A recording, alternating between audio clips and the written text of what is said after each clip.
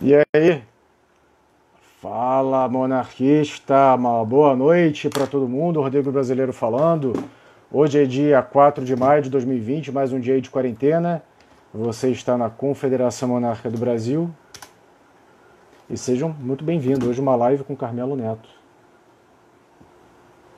Live, deixa eu anotar aqui. Opa!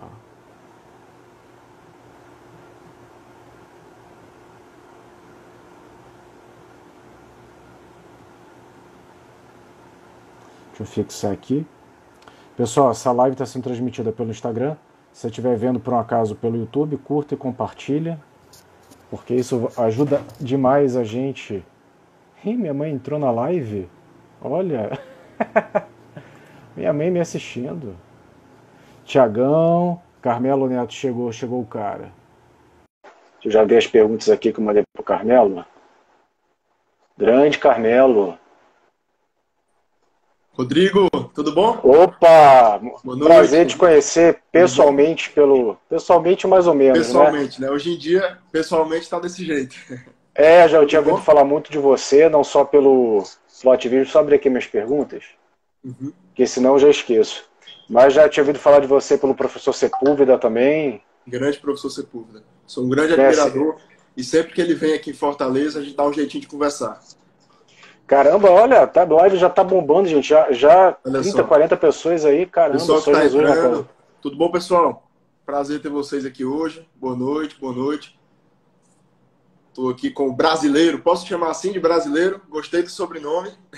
Mas não é Sobrenome. sobrenome, cara. Isso, Não é isso é coisa sobrenome? marca. Não. Ah, é a Isso marca? aí Eu pensei que fosse o sobrenome. Não, virou uma Desculpa. marca, né? Virou uma marca. Um dia Virou eu a te marca. explico, meu Bacana. sobrenome é outro. Mas um dia eu te explico, depois eu te explico essa história aí do brasileiro, que Beleza, combinado. hoje a gente quer conhecer você, Carmelo Neto, assim, já Vamos pelo lá. rosto, juvenil, eu tenho que fazer, eu sei que não vai ter nenhum problema perguntar a idade, porque quando a gente tem até 30 anos não tem problema, passou dos 30 já alguma restrição. Pra mim não, eu tô com 38, muito feliz Eu tô aí. com 18 anos, faço 19 agora em setembro. Tô com Rapaz, 18 anos. você tá com 18 anos e já é 18 fenômeno, anos. cara. E já Que é é isso? conhecido, já é celebridade aí no Ceará. Tentando trabalhar e dar minha contribuição pro país. Trabalho de formiguinha aqui. Cara, assim, se você tem 18 anos e já é uma pessoa conhecida, eu presumo que você não começou há pouco tempo. Que você já Não deve ter comecei. alguma Tem estrada, um cara. tempinho aí na estrada. Comecei Cara, com se você 13 tem anos. 18. Como é que é? Comecei com 13 anos de idade. Cara, com 13 anos eu só pensava em outras coisas. Que eu não vou dizer que pelo horário, mas eu só pensava em outras coisas. O auge da beira do Gugu, deixa quieto. Mas com 13 anos. Mas vem cá, como é que você se despertou assim? Porque com 13 anos, geralmente, a gente não. Ainda que a gente possa Uhum. ter assim, alguma predileção pela política, uma coisa é ter assim, algum olhar pela política e outra coisa é se envolver nela, né? De onde é que veio essa inspiração Uhum. divina aí para você se meter nesse tipo de Então, contenda, eu sempre de aventura? gostei da política que eu via na televisão, né? Eu assistia debate, seja debate de prefeito, de governador, de candidato a presidente, sempre eu assistia, né? Debate, televisão, jornal, eu assistia o jornal, né? Meus amigos assistiam programa, filme, eu ficava assistindo o jornal. Então eu sempre gostei de Com ver 13 jornal, de ver anos. debate, de olhar política, de conhecer política. Isso desde novo, 9, 10 anos, 11 anos. Eu ficava lendo a revista Veja, né? Naquela época, 2010, era o final do governo Lula, né? A Dilma tinha sido eleita presidente. Era aquela confusão pós-mensalão. E eu ficava sempre acompanhando aquilo, né? Eu devo muito isso ao meu pai. Quando eu tinha 2, 3 anos de idade, meu pai sentava comigo e começava a ler jornal, ler revista, né? Mesmo sem saber, né, se eu estava entendendo alguma coisa, ele sempre lia, me mostrava o que estava acontecendo, e eu peguei esse jeito, né? Sempre gostei de conversar também com gente mais velha, gente mais experiente, e foi aí que começou, né, meu gosto por política lá atrás. E aí o meu ativismo, de fato, começou em 2015, né, finalzinho de 2015. 2014, depois da eleição de Aécio contra Dilma, que a Dilma foi reeleita presidente, e aí depois de toda aquela palhaçada, né, que eles Você fizeram tinha com o quantos anos nessa Petrolão, época? eu Qual, tinha qual era a sua 13, ideia? 13 anos. Eu Nem fiz, votava ainda. nem voltava, eu fiz Nem 13 votava. anos em setembro de 2014, naquele ano eleitoral. E aí eu me lembro muito que na campanha do Aécio contra a Dilma eu assistia todos os debates, todos os programas e tal. E eu, naquela época, eu torci para que o Aécio ganhasse, né? Para derrotar o PT, derrotar a esquerda. E aí hoje, que está tudo mais claro, a gente vê que o PSDB versus PT era mais do mesmo. Né? Desde o Serra, em 2002, contra o Lula, que a gente tinha dois comunistas. Né? O Serra foi presidente da UNE, tem uma veia comunista histórica, tem ligação com o movimento comunista, enfim. Então, tanto o Serra quanto o Lula eram ligados à esquerda. Né? Então, a gente vê hoje que tudo está mais claro, que na verdade era mais do mesmo. Mas começou aí, em 2015, né? Comecei a participar do ID, Estudo de Democracia e Ética, e aí veio as manifestações pelo impeachment, e aqui nesse movimento, Rodrigo, esse movimento aqui no Ceará, que foi fundado por grandes brasileiros, né, grandes patriotas que até hoje estão na trincheira comigo, né, nesse projeto para a gente melhorar o Brasil, começou em 2015, na época do impeachment, e o sentimento era o mesmo dos anos anteriores, o mesmo de 2013, o mesmo de 2012, que era de já chega, já basta do que está aí, desse governo corrupto.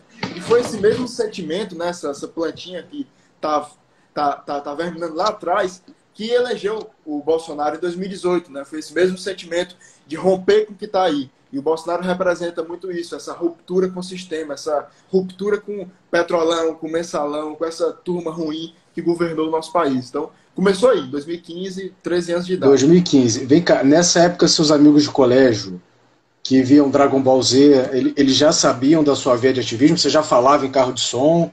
Ou você fazia um ativismo? Eu fiz o meu primeiro discurso em agosto de 2015 e eles sabiam via rede social, né? Alguns até iam também para as manifestações, ia com o pai, com a mãe, ficava ali. E aí via, olha o Carmelo ali no trio, né? Eu falava alguma coisa. Então, assim, era divertido, né? Eu estava ali, eu não sabia muito bem o que é que ia acontecer dali para frente, né? Eu sabia que eu queria tirar o PT do poder porque eu queria um futuro melhor para mim. Eu era jovem, não aguentava ver tanta corrupção. Você era jovem por quê? Você é o que agora?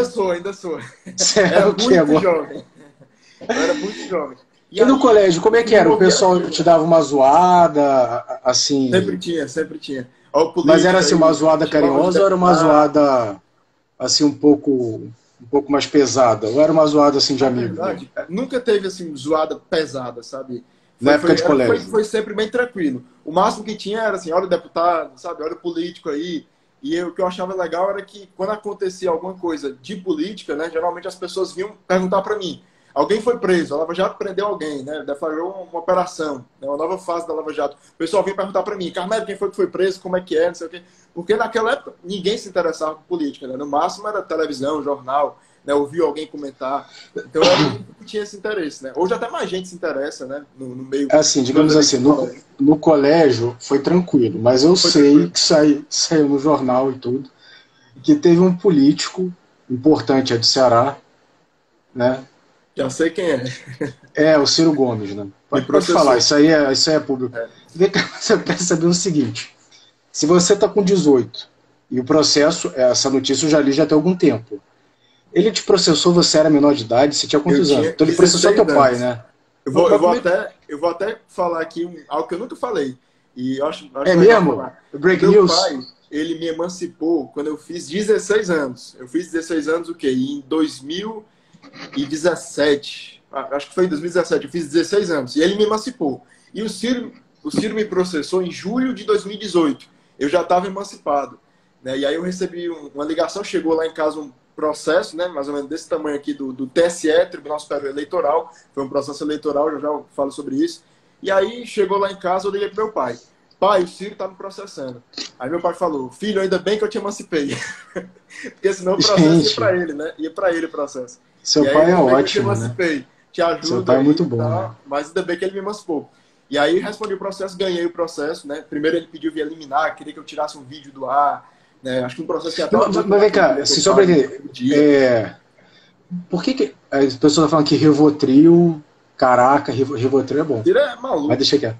Vem cá, mas assim, o que você fez nesse vídeo que motivou o processo? O processo foi na esfera eleitoral, não foi nada civil, foi na esfera eleitoral. E aí você vê o absurdo disso tudo, né? Eu fiz um vídeo mais ou menos em junho, acho que era final de junho, falando da vida pregressa dele. Da vida pregressa. Foi deputado estadual, foi ministro, e contando alguns fatos, né, dessa carreira dele de vários partidos, de pular de galho em galho, né, de ser um cara que ofende as pessoas, que não tem respeito por ninguém. E aí eu fui contando tudo isso em vídeo. Nada do que ele não tenha feito. Né? Tudo foi fatos, que tá aí, é público, né, tem vídeo disso tudo que ele fez. E aí eu falei isso tudo no vídeo, e ele não tinha algo na esfera, deixa eu dizer, esfera criminal para me processar. Eu não cometi nenhuma ofensa, eu não cometi nenhum crime contra ele, né, contra a pessoa, contra a honra dele, nada.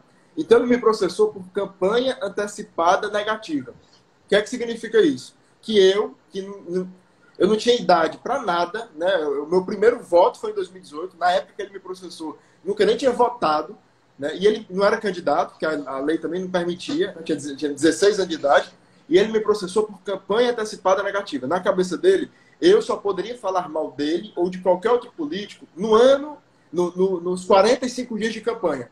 Ou seja, durante a campanha. Fora disso, é campanha antecipada. Então, assim, não faz o menor sentido. Ele passa o ano todo falando do Bolsonaro, o ano todo falando do Lula, do PT, do PSDB, de todos os políticos que você possa imaginar. Então, para ele, já não serve, né? Porque ele passa o ano falando de todos os políticos e não tem campanha antecipada negativa para o que ele fala. Agora, para mim, fiz um vídeo falando dos fatos da vida dele, aí vale, campanha antecipada negativa. Isso não existe, né? Então, foi para o TSE, primeiro a Rosa Weber negou via liminar, e aí depois teve um relator, e aí perdeu de lavada, né? Eu ganhei de lavada dele, ele perdeu feio. Nessa perda, ele teve que te indenizar alguma coisa ou não? Não teve, mas hoje eu me arrependo de não ter pedido. Eu acho que foi um deslize meu, de não ter pedido, sim. Porque eu tinha 16 anos, fiz um vídeo falando dele, o cara me processa como se eu fosse um criminoso, né? Então, assim, danos morais até contra a minha imagem, né? Tá na televisão falando que o candidato a presidente tá me processando. Mas aquilo ali, eu sinto orgulho daquilo, porque eles aqui no Ceará, Rodrigo, eles querem mandar as pessoas, eles acham que são donos do Estado. Então, aquela derrota para ele é simbólico. Essa vitória de um cidadão, de um jovem que não podia nem votar na época, é simbólico. Em cima de um coronel que pensa que é dono do Estado, que pensa que pode gritar com todo mundo, que pode humilhar as pessoas. Então, foi uma vitória simbólica e eu não me arrependo. E eu farei de novo, porque ele merece ouvir, sim, muita coisa. Ele fez muita coisa na vida dele que merece ser exposta. Carmelo, assim, aqui você não está na lente da verdade, mas eu preciso saber uma coisa, rapaz. Assim, eu já te mandei até a pergunta antecipadamente para ninguém ficar aqui na saia justa. Não é a intenção, ainda mais porque é ao vivo, né? Mas quem que pagou o advogado, cara? Porque com 16... Desculpa perguntar, cara. Eu tenho bons amigos de causa, né, que acreditam também nas mesmas coisas que eu acredito e me defendem em alguns processos, né? Inclusive, mandar um abraço aqui para o Romário, que é um advogado. Não, peraí. Em alguns processos, porque teve mais, cara? Não foi só um? Eu já processei, mas que eu fui processado, só um. Só uma vez. Eu já então, assim, desculpa ser meio grosseiro, meio insistente na pergunta. Esse processo, então, você não precisou ter custos? Não precisei ter custo, não precisei. Então assim pode vir processo a rodo, né? Pode vir. E ele perdeu, né? Eu acho até que ele teve que pagar. Ele teve, acho que é o ônus de sucumbência, né? Perdeu feio. E aí, aqui no Ceará, por exemplo, eu já entrei com ação popular contra o governo do Estado. E são advogados também que acreditam naquilo que eu acredito e embarcam nessas comigo, né? Inclusive, eu sou estudante de Direito e quando eu me formar e receber uma aí vai processar. Vou poder processar todo mundo e me defender também. Deixa eu te fazer uma pergunta, cara. Você não age sozinho, então, pelo visto. Você tem um grupo de idealistas, né? Isso é algum grupo mais formalizado? São grupos de amigos apenas? Ou tem alguma nomenclatura específica? É um grupo de amigos também, né? Eu tenho aqui no Ceará o Avança BR, que tem CNPJ, né? Que me dá um apoio. Mas também eu estou seguindo uma linha mais independente, né? Eu gosto de ajudar outros movimentos. Tem outros movimentos bons, né, de direita, conservador, que apoia o presidente. Então eu gosto de ajudar esses movimentos. Mas qual é aquele movimento que, assim, para eles também te ajudarem, você provavelmente deve ter algum que você é mais ligado? É o Avança BR. É o Avança BR. Isso. Você já fez parte de outros movimentos ou o Avança BR foi o primeiro? Eu fiz parte do ID, né, aqui no estado do Ceará, que eu faço parte até hoje, sou conselheiro. E aí, em 2016, um pouco antes do impeachment, na verdade, 2015, eu conheci a Carla Zambelli. Lá em Brasília, Carla Zambelli? Ela estava algemada. Carlinha show. Ela estava algemada em um dos pilares da Câmara para pressionar o Cunha para ele aceitar o impeachment da Dilma. E aí eu conheci a Carla e naquela época, 2016, 2017, eu fui porta-voz do Nas Ruas, Movimento Nas Ruas. E aí depois eu entrei para o MBL, acabei saindo do MBL depois, decepcionado com muita coisa que eu vi. Realmente hoje a gente sabe que eles torcem contra o Brasil, jogam contra o Brasil. Eu vi Quer falar aí, cara? Eles estão entrando na justiça para barrar a nomeação do novo diretor da Polícia Federal. Ou seja, não ficaram satisfeitos com o anterior, com o Ramagem, e agora que o Bolsonaro desistiu dele, nomeou outro, eles querem barrar a nomeação desse outro. Então, assim, é muita cara de pau. Você quer governar sem voto, sem passar pelo crivo das urnas. É muito fácil você governar via decisão judicial. Né? O Bolsonaro foi eleito, tem que ser respeitado. E hoje eu digo que eu me livrei em ter saído do MBL ano passado. Que né? isso, rapaz. No começo do governo Bolsonaro, me livrei, porque hoje a gente vê o que eles estão fazendo. Né? Se eu tivesse lá hoje, eu estaria fora já também há muito tempo. Não tinha condição de eu estar lá hoje, porque eu já tinha saído. Não tem condição. Eles jogam contra o Brasil e eu sou muito convicto daquilo que eu acredito, daquilo que eu defendo. Então, não dá para mim. Tem uns comentários aqui que não dá nem para ler, porque isso depois vai ficar no YouTube. Aí tem uns aqui que não dá para ler. Ô, Camilo, você falou da questão da judicialização. Você acha que está tendo muita judicialização da questão política, que o Com certeza. judiciário está ali... Com certeza. E agora, diga uma coisa. Pode falar. Tomando um abraço pro Kaique aqui. Tudo bom, Kaique? Kaique Mafra. Kaique tá aqui, cara, Kaique deu uma moral aqui pra gente, cara. Quando eu fiz a live com o Kaique, cara, eu acho que assim, foi mais vista do que a live da Marília Mendonça, cara. Olha só. O canal aumentou assim. É show aí. Quero fazer uma live dele depois. Então, todo mundo nas costas dele, né? Sobre a área jurídica, né? Então, eu acho que o Supremo, e eu inclusive falo isso com preocupação, eu acho que eles estão tensionando a corda institucional que segura a República, que segura as instituições democráticas. E eu vejo isso com muita preocupação, e não é de hoje, né? Porque o Supremo já fez muita besteira em tempos atrás.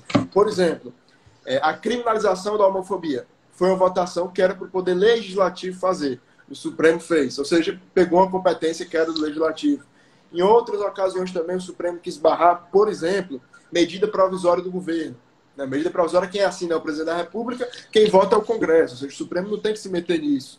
Agora, a gente vê o Supremo querendo que o presidente mostre exame, que governador seja imperador, né, podendo fazer o que bem entender. Peraí.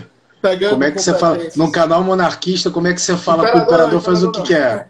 Como é que você fala assim, menino? Ditador. Ah, tá. Não fala mal de Pedrão, não. Pedrão II é gente boa. Vai se revirar no túmulo que você falou, cara. Verdade. Inclusive, eu sou um grande admirador do príncipe Luiz Felipe, Orleans e Bragança, faz um belíssimo trabalho em Brasília, e vocês também representados por ele lá. Então, assim, o Supremo, ele vem pegando competências de outros poderes há muito tempo. E agora, com o governo Bolsonaro, isso tem se intensificado. Né? E eu vejo isso com preocupação, porque onde é que eles querem chegar?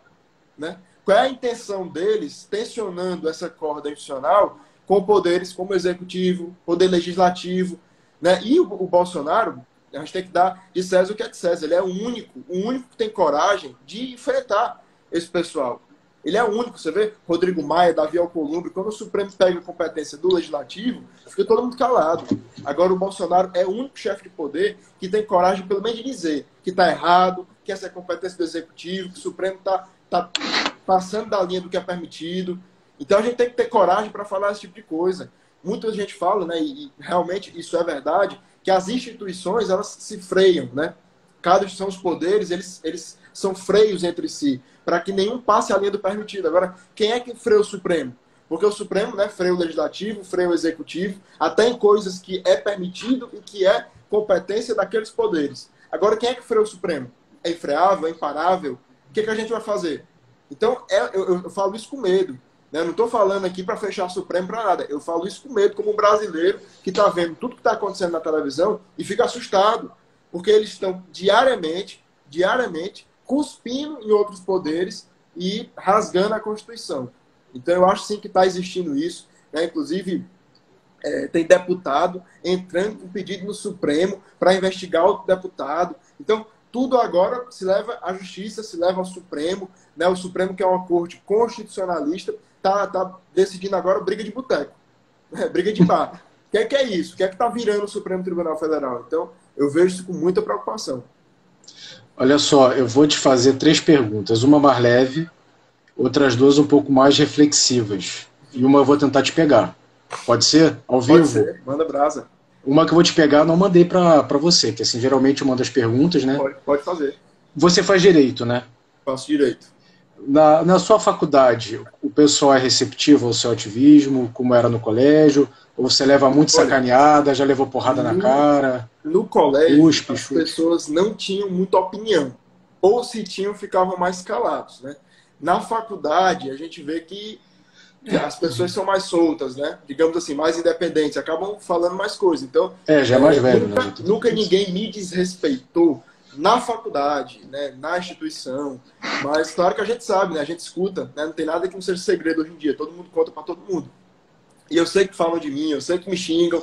Se conversa de padrinho com afilhado, de casamento, vaza, né? O que não vaza? Agora sim, faz parte, né? A gente que tá aí na vida pública, que dá a cara a tapa, a gente tem que ouvir. Mas mesmo, agressão física, assim... Não, agressão porra. física não. Porrada, Tá. não.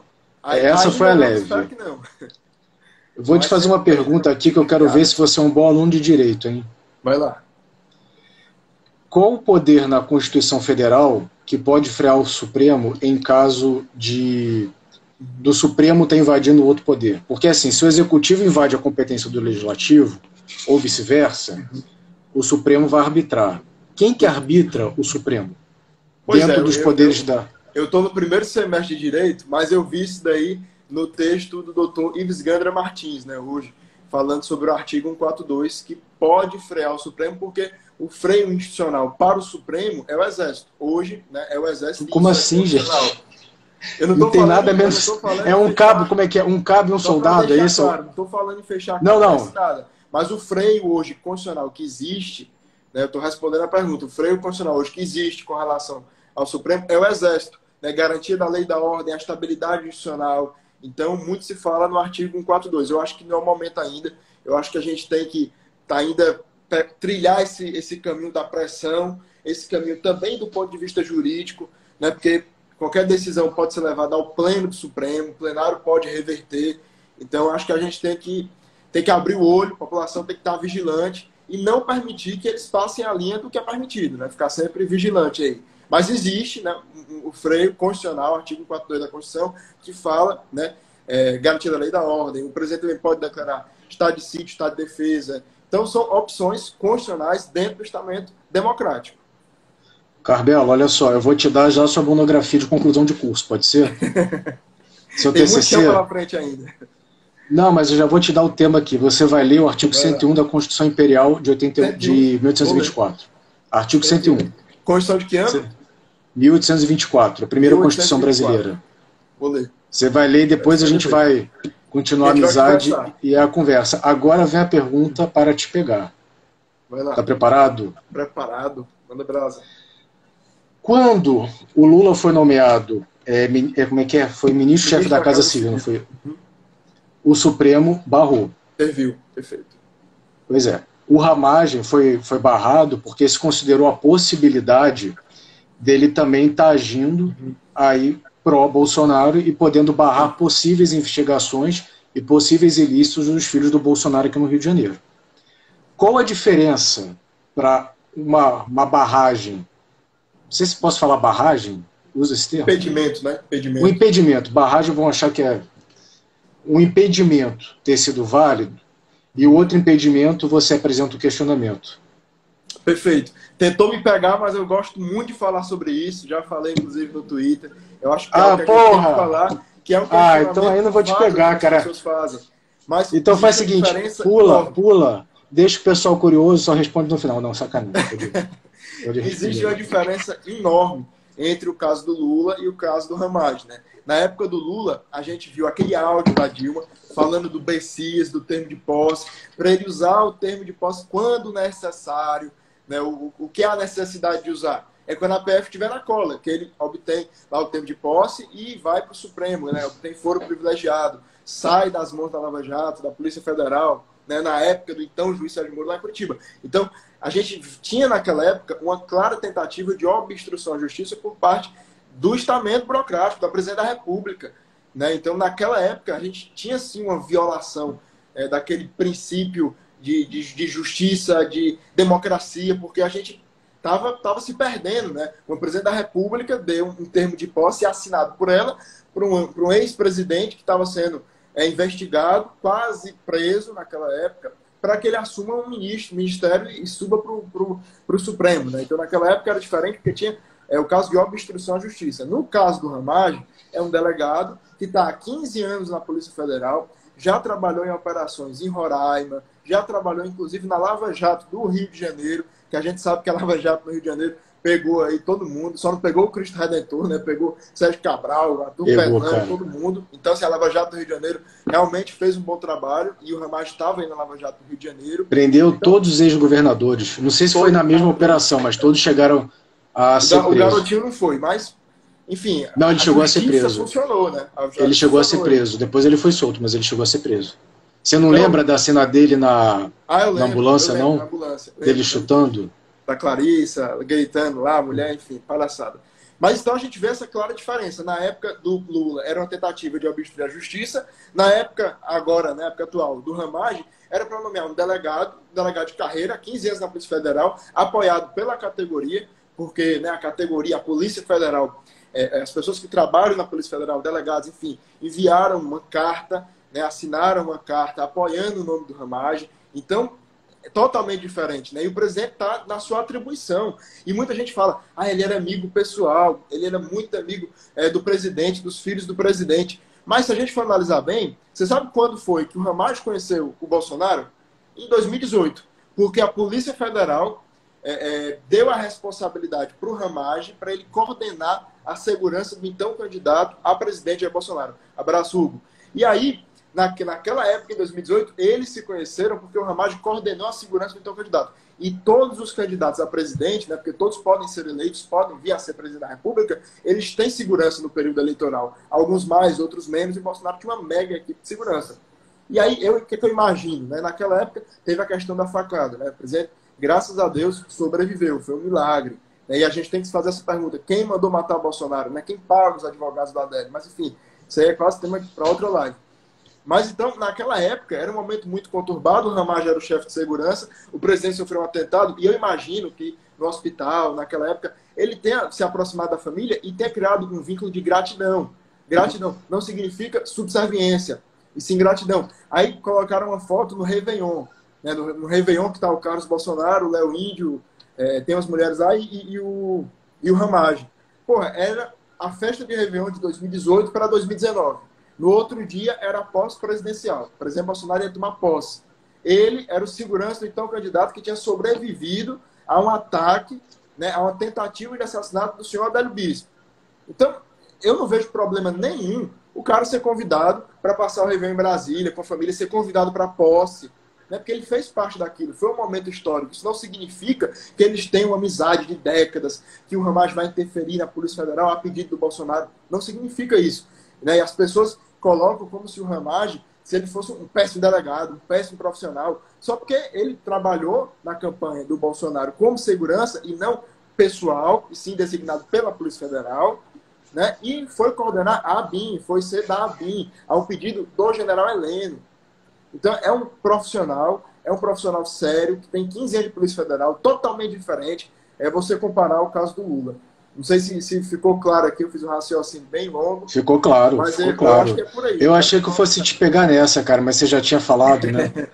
Eu não fiz a lição de casa, eu tinha que ter lido o seu Twitter todo, ver aquilo que você não falou e não saber. E analisando todo esse contexto de STF interferindo numa nomeação do presidente, parlamento já... Eu não sei se eles conseguiram ter o controle do orçamento, de grande parte do orçamento do Executivo.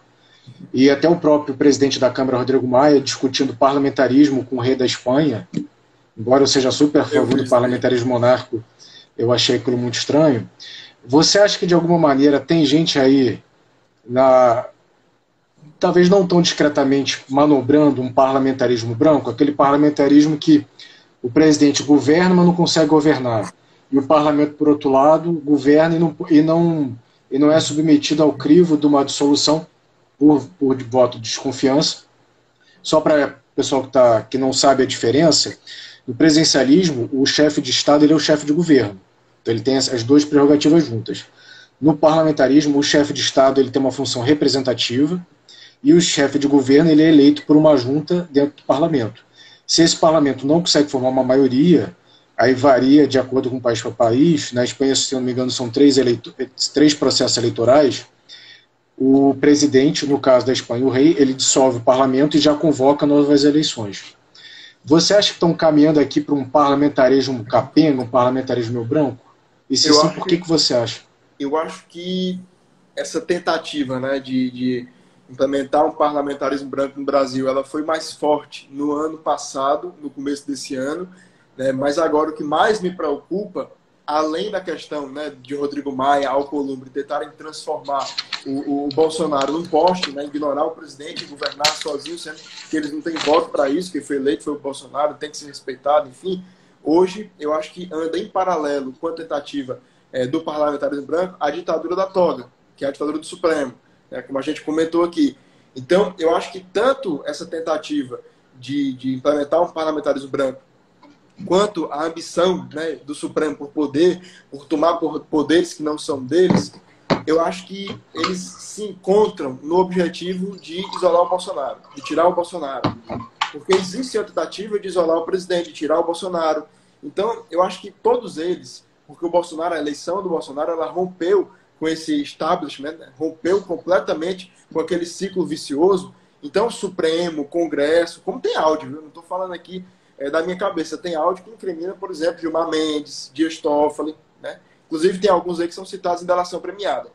Então, existia, né, uma espécie de acordão, digamos assim, entre os três poderes. E o Bolsonaro rompeu isso. Então, tanto o Congresso, na tentativa, né, do parlamentarismo branco, e o Supremo se agravando, porque eles já fazem isso há muito tempo, na tentativa de usurpar poderes do Executivo, eu acho que tudo isso faz parte de uma tentativa, né, de tirar o Bolsonaro, de isolar o presidente, mas eles não vão conseguir. O Bolsonaro tem o povo, você vê aí diariamente o povo na rua apoiando o Bolsonaro.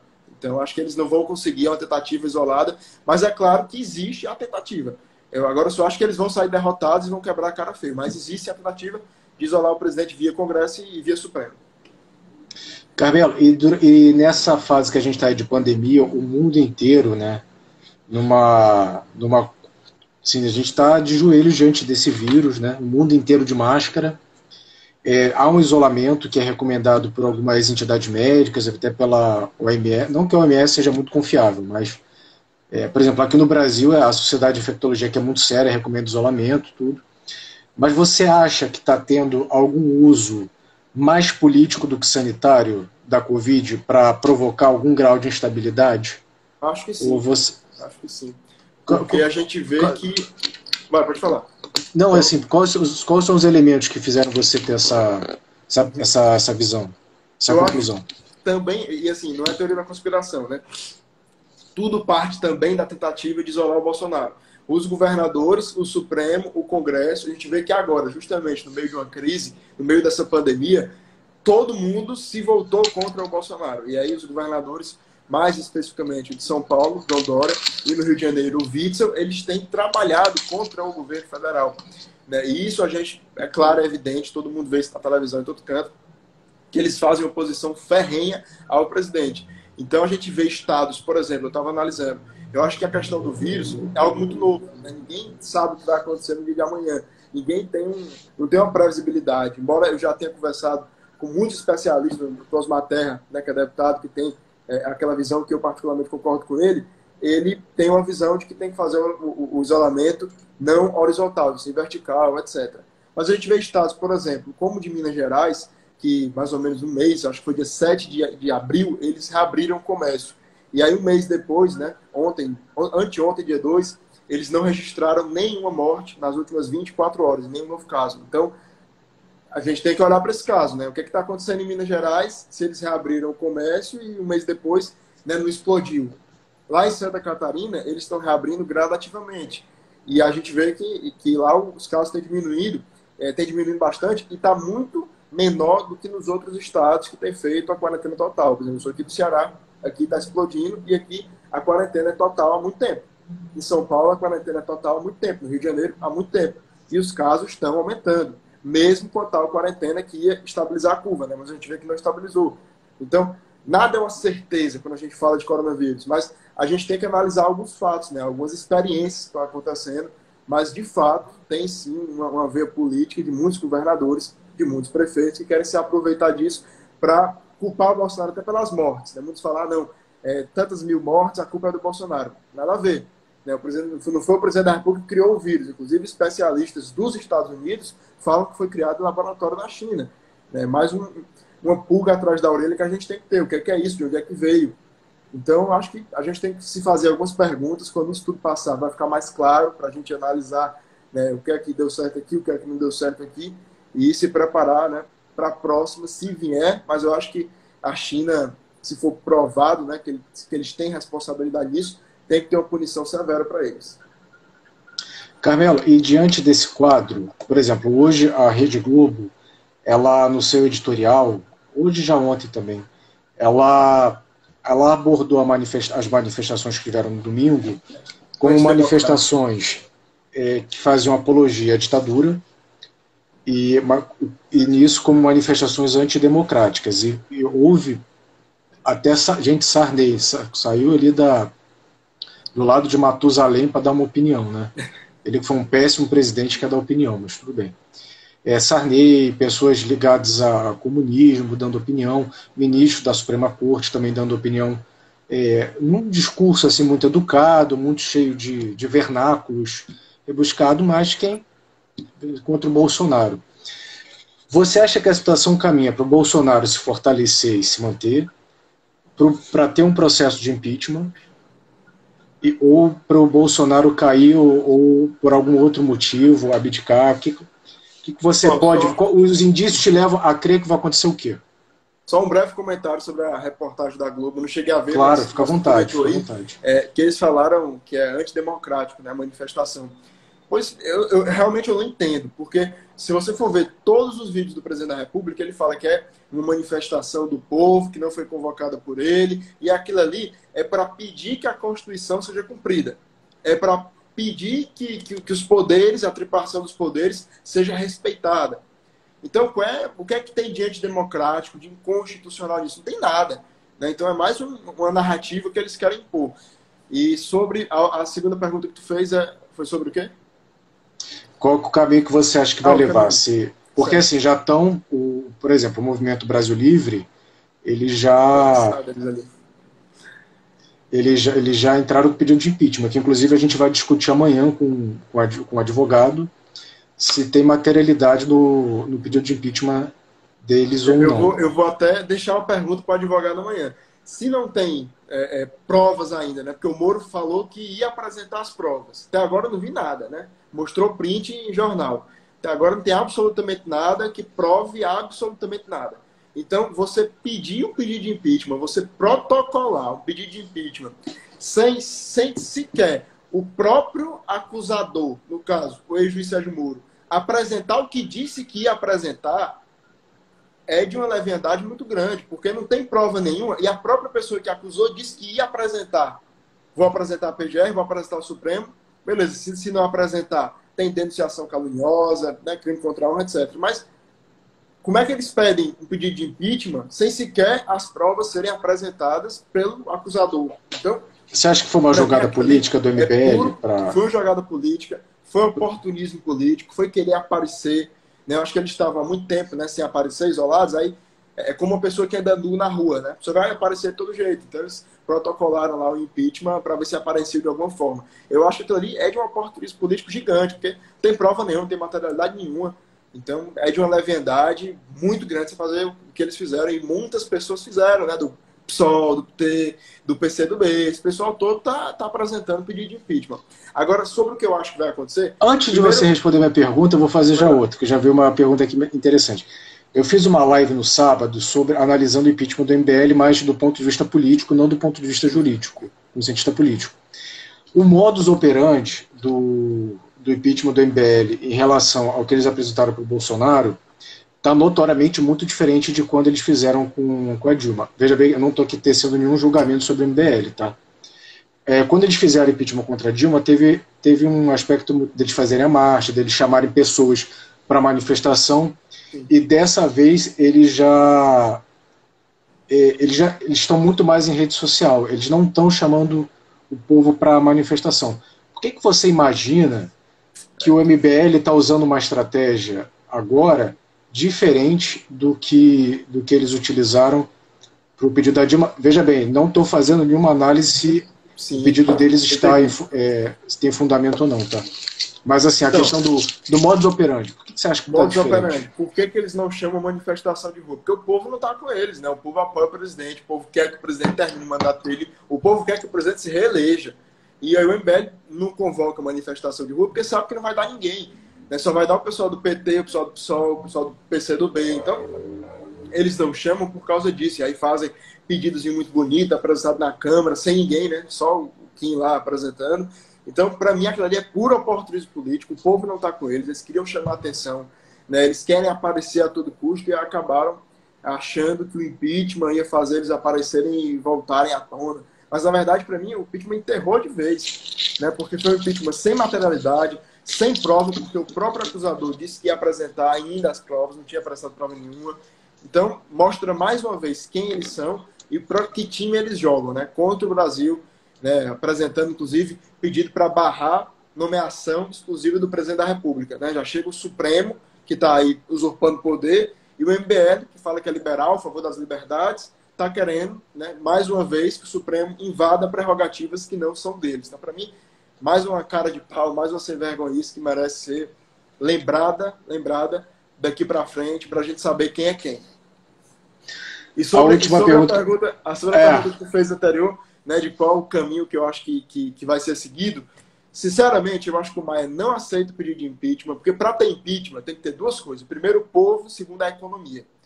Quando a economia vai mal e o povo sente no bolso, né? Você pode ver, Dilma, recessão, Collor, era a questão lá do confisco da poupança que o povo sentiu no bolso. Então, quando envolve a economia, você mexe com o povo. E aí o povo fica contra o governante. Mesmo agora, a gente não estando numa situação, né, tão bem economicamente, o dólar está alto, enfim, a gente sabe que não é culpa do Bolsonaro. Por quê? Primeiro, ele pegou um país arrasado, né, arrasado pelos anos de governo do PT. Segundo, nós estamos no meio de uma pandemia, né? Os Estados Unidos estão com medo de entrar em recessão. Acho que já deve ter anunciado, né, que entrou em recessão. Então, a gente sabe que o mundo inteiro está passando por uma crise por conta do coronavírus, as bolsas fechadas, enfim. Então, é óbvio que o povo está vendo que não é culpa do Bolsonaro a crise que a gente está passando. Então, o povo não é contra o presidente. O povo está com o Bolsonaro. O povo está fechado com o Bolsonaro. Porque ele é o único que tem coragem de enfrentar o Supremo quando o Supremo invade prerrogativas dele. Ele é o único que tem coragem de enfrentar os comunistas, socialistas que arrasaram o Brasil nos últimos anos. Ele é o único que tem coragem. Você pode ver, todo mundo fica calado. O Bolsonaro é o único que tem a coragem. Então a gente precisa de alguém corajoso. O povo sabe disso. O povo sabe que é nele, que é um cara pró-vida, que é um cara que defende o armamento da população, que é um cara que defende a democracia. Eu me atrevo a dizer, viu, que o Bolsonaro hoje é o maior democrata que a gente tem. Porque eu não vejo ninguém se levantar contra os absurdos do Supremo Tribunal Federal que rasga a Constituição. Eu não vejo o Bolsonaro, por exemplo, que o pessoal fala que ele é ditador, mexer uma palha sequer para censurar a imprensa, como tinha no plano de governo do PT, que é a questão da regulação da mídia. Então a gente tem hoje um presidente democrata, a gente tem hoje um presidente que respeita a vida, que respeita a família, os direitos individuais. Então o povo está com o Bolsonaro. Eu acho que não vai ter impeachment, não vai ter impeachment. Minha aposta é que ele fica até o final e se reelege, porque daqui para lá, né, você escuta o Paulo Guedes, é uma aula de confiança, de esperança que a gente tem com ele. Então, eu escutei ele tem mais ou menos uns 3 dias, e para mim a esperança é renovada, né? O Brasil vai crescer, o crescimento vai ser em V, e a gente vai voltar a crescer no próximo ano, vai voltar a gerar emprego. Em 2022 o presidente vai estar com uma governabilidade boa, né? A gente sabe que tem ratos no Supremo, no Congresso, mas aí em 2022 a gente muda e faz outro limpa, como foi feito em 2018, melhor ainda, né? E aí a gente vai conseguir limpar o Brasil, porque a eleição do Bolsonaro foi o primeiro passo de uma mudança que ainda está acontecendo e não vai acabar nem tão cedo, porque a gente tem muito chão pela frente para, de fato, mudar esse país. Carmelo, e depois de Bolsonaro, qual é o nome para assumir o Brasil? Carmelo Neto seria esse nome no futuro? O Carmelo Neto, não tenho nem idade. O Carmelo Neto só está se preparando, só fazendo sua faculdade de Direito para a magistratura, para a promotoria, para dar aula na universidade. é uma para área que ser eu gosto, advogado. mas eu acho que eu posso ajudar mais a sociedade, servir mais a minha cidade, meu estado, meu país, através da política, né? Eu sou pré-candidato a vereador aqui em Fortaleza, eu vou começar esse trabalho de formiguinha aí, defendendo aquilo que eu acredito, né? E vou enfrentar aí longos dias pela frente, pré-campanha, campanha, e a gente vai ver o que é que vai dar, né? Mas eu quero servir, quero ajudar, quero colocar em prática, né, o que guerreiros como o presidente está colocando em Brasília, na minha cidade, em Fortaleza, posteriormente no meu estado, para que a gente leve ao Brasil, porque a gente tem que começar a mudança nas cidades, na ponta. Então, você que está me assistindo, é filiado a algum partido, se candidate a vereador, tem estrutura, se candidata a prefeito, você que tem idade. Então, a gente tem que começar a mudança nas cidades. Eu acho que através da política a gente pode fazer isso. Meu interesse é militar no campo político, né, e é isso que eu pretendo fazer. Ser pré-candidato, né, pretendo ser candidato na eleição desse ano e servir a minha cidade. Vereador, então, é o foco. Vereador. É o que a idade permite também. Eu estou com 18 anos. É o que a idade permite, mas assim, qual é a meta final? Isso aí seria a meta para agora. Qual é a meta final? Olha, é ser presidente, é ser governador? Ou você não é ou você está no deixa a vida me levar, a vida leva eu? Eu não tenho ambição. Eu tenho ideias, eu tenho convicções, eu tenho propósitos na vida, defender aquilo que eu acredito. E assim, se o destino achar melhor defender aquilo que eu acredito, né, aquilo que vai de encontro aos interesses do povo da direita, né, uma direita que respeite a família, o conservadorismo, que seja de fato, né, uma direita raiz, como o pessoal gosta de falar, se o destino achar que eu possa defender essas pautas, aquilo que eu acredito, em impostos mais altos, superiores, deixa a vida me levar. Mas eu tenho convicções, não abro mão delas. Se for para um dia perder a eleição defendendo aquilo que eu acredito, eu vou lá e perco a eleição defendendo aquilo que eu acredito, não tem problema, e vou continuar defendendo aquilo que eu acredito, aquilo que eu penso que é correto, que é justo. E aí o futuro, né, só Deus sabe.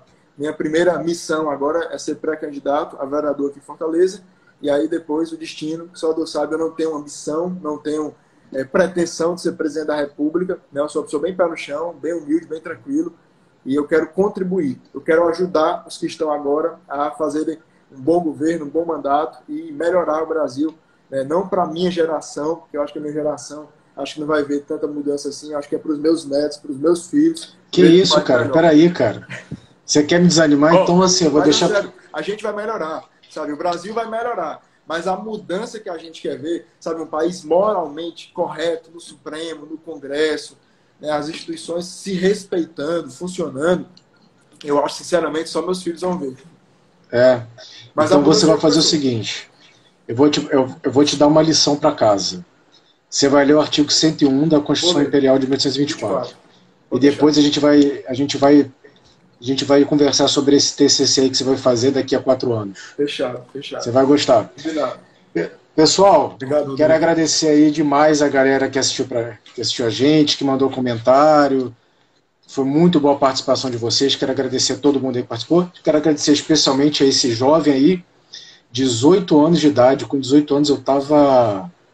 Não, eu já era mais cabeça... Já estava na faculdade de medicina. O pessoal perguntou se eu sou jornalista. Não tenho formação em jornalismo. Isso também não é uma entrevista. Isso aqui é um bate-papo informal. Já que alguns setores mais tradicionais da mídia, né, que eu acho que hoje ninguém vê. A sua geração ainda vê televisão, Carmelo? Não sabe nem o que é isso mais, né? Sabia. Fica mais em rede social. Mas alguns ainda assistem, né? Alguns ainda assistem. A minha geração, que foi a geração da televisão, né, já perdeu um pouco esse hábito. A sua, então, que já não foi criada nesse hábito, então mas enfim, a mídia tradicional dando um espaço. Tu começou perguntando a minha idade, agora eu quero perguntar a tu para a gente encerrar aqui. Você quer perguntar a minha idade? Eu vou devolver a pergunta. Quantos anos você acha que eu tenho? Quantos anos? Eu acho que tem 40, 41. E aí? Porra, 38, cara. Me fudeu. 38? Caramba, é novo. Mas é por causa da careca, viu? Vai se fuder. E tu vai a merda. Que careca? Quem é careca aqui? Quem é que é careca aqui? Eu sou calvo, eu não sou careca. Um pouquinho só. Uma deficiência cabeluda. A careca realmente tá uma merda, cara. Envelhece pra caceta. E aqui vai aumentando. Tem que fazer um implante capilar aí. Tem que fazer um implante, cara. Assim, eu não sei se eu tô ficando careca ou se é minha testa que vai aumentando a cada ano, entendeu? Tô com 38 anos, mas com cara de 40. Muito obrigado pelo... Por causa da careca. Por causa da careca. Muito obrigado pelo elogio, por lembrar que eu sou careca. Quero agradecer a você demais aí por ter aceitado. Sei que na quarentena a gente tá todo mundo mais tranquilo, mas sempre temos... Quem é ativista sempre tem essas obrigações paralelas. Eu acho até que na quarentena a gente acaba... trabalhando mais. Aproveitando para fazer o intensivão do ativismo anárquico. Carmelo, quer deixar um recado aí para a galera, cara? Recado para a galera? Antes da gente acompanhar a política. Que afinal é a política que decide o rumo de toda a sociedade, né? Se o Congresso hoje está ruim é porque eles foram votados para estarem lá e o povo votou mal, elegendo gente ruim, elegendo gente corrupta. Então, a gente tem que, primeiro, se interessar em votar bem e, segundo, ficar vigilante para denunciar aquele que não trabalha corretamente, para que na próxima eleição ele não venha a se eleger novamente. Então, o recado que eu dou é: vamos participar da política, vamos continuar acreditando no Brasil, tem jeito, depende da gente. Eu acho que tudo é um trabalho de formiguinha, né? Você vê, na época do impeachment da Dilma, o pessoal dizia que era impossível. A gente foi lá e tirou a Dilma. Na época da eleição do Bolsonaro era impossível, perdi para todo mundo no segundo turno. A gente foi lá, elegeu o Bolsonaro. Então, é um trabalho de formiguinha e eu tenho certeza que é esse trabalho que vai mudar o Brasil para as próximas gerações. Eu espero que a minha geração ainda viva isso. E eu acho que o povo tem que ficar vigilante, o povo tem que saber onde é o seu lugar, que é no centro do poder. O poder emana do povo e a gente não pode admitir que outros poderes que não emanam do povo, né, entrem em conflito, usurpando competências que não são deles. Então a gente tem que estar vigilante também, questão do Supremo, questão do Legislativo, e sempre acompanhando o trabalho, principalmente de quem a gente votou, mas também de quem a gente não votou, mas enfim, está lá para representar o povo e merece e deve explicação para o povo. Então é isso, obrigado pelo convite, obrigado pela oportunidade de estar aqui conversando contigo. Uma boa semana para todos nós. Vamos ver aí, espero que o Supremo não faça nenhuma besteira, que o Congresso não faça nenhuma besteira e que a gente tenha uma semana mais calma. Mas caso eles façam alguma besteira, lá a gente vai estar, né, para pressionar e para fazer nosso dever, nossa parte como cidadão. Valeu, cara, muito bom aí aprender com a juventude, como é que tá imobilizando a política. Eu vejo um perfil muito grande de jovens ativistas, até no movimento monárquico, a nossa faixa etária, eu acho que deve ser em torno de 20, 25 anos, assim, alguma coisa assim. É muita gente jovem entrando e eu acho isso muito bacana, né? Pessoal, mais uma vez, obrigado, aí, uma boa noite. Essa live vai para o YouTube. Se você estiver vendo para o YouTube, curta e compartilha. Se não curtir a live, pode descurtir também, não tem problema. Isso ajuda a gente de qualquer forma. Oi? Um abraço, Kaique. O Kaique está aqui, manda um abraço. Cadê o Kaique? Cadê o Kaique aqui? O Kaique é o cara aqui. Manda um abraço para mim. O Kaique tá carente, tá carente lá em Brasília. Um abraço para você, Kaique, tudo de bom.